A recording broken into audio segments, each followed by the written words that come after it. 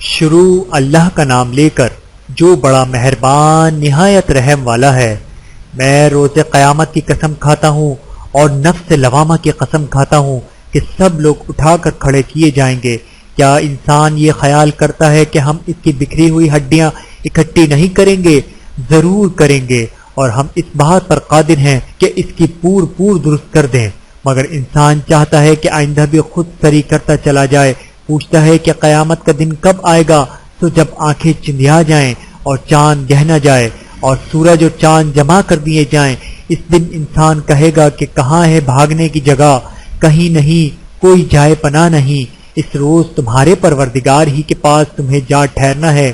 اس دن انسانوں کو جو عمل اس نے آگے بھیجے اور پیچھے چھوڑے ہوں گے سب بتا دیے جائیں گے، بلکہ انسان آپ اپنا گواہ ہے، اگرچہ عذر و معذرت کرتا رہے۔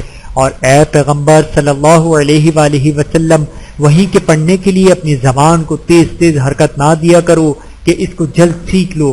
اس کا جمع کرنا اور پڑھانا ہمارے ذمہ ہے، تو جب ہم اسے پڑھا کریں تو تم اس کو سنا کرو اور پھر اسی طرح پڑھا کرو۔ پھر اس کے معافی کا بیان بھی ہمارے ذمہ ہے۔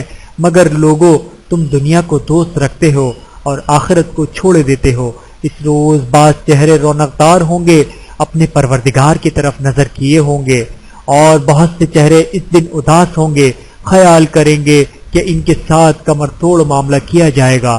ہاں، جب جان گلے تک پہنچ جائے اور لوگ کہنے لگیں اس وقت کون جھاڑ پھونک کرنے والا ہے، اور اس جان بلب نے سمجھا کہ اب جدائی کا وقت ہے اور پنڈلی سے پنڈلی لپٹ جائے، اس دن تجھے اپنے پروردگار کی طرف کھچے چلے چلنا ہے۔ پھر ایسے مغرور نے نہ تو پیغمبر صلی اللہ علیہ وآلہ وسلم کو سچا جانا اور نہ نماز پڑھی، لیکن جھٹلایا اور منہ پھیر لیا، پھر اپنے گھر والوں کے پاس اکڑتا ہوا چل دیا۔ خرابی ہے تیری خرابی پر خرابی ہے، پھر خرابی ہے تیری خرابی پر خرابی ہے۔ کیا انسان خیال یہ کرتا ہے کہ اسے یوں ہی چھوڑ دیا جائے گا؟ کیا وہ منی کا جو ٹپکائی جاتی ہے ایک قطرہ نہ تھا، پھر لوتھڑا ہوا، پھر اللہ نے اس کو بنایا تو اس کے اعضاء کو درست کیا، اس کی دو قسمیں بنائیں، مرد اور عورت۔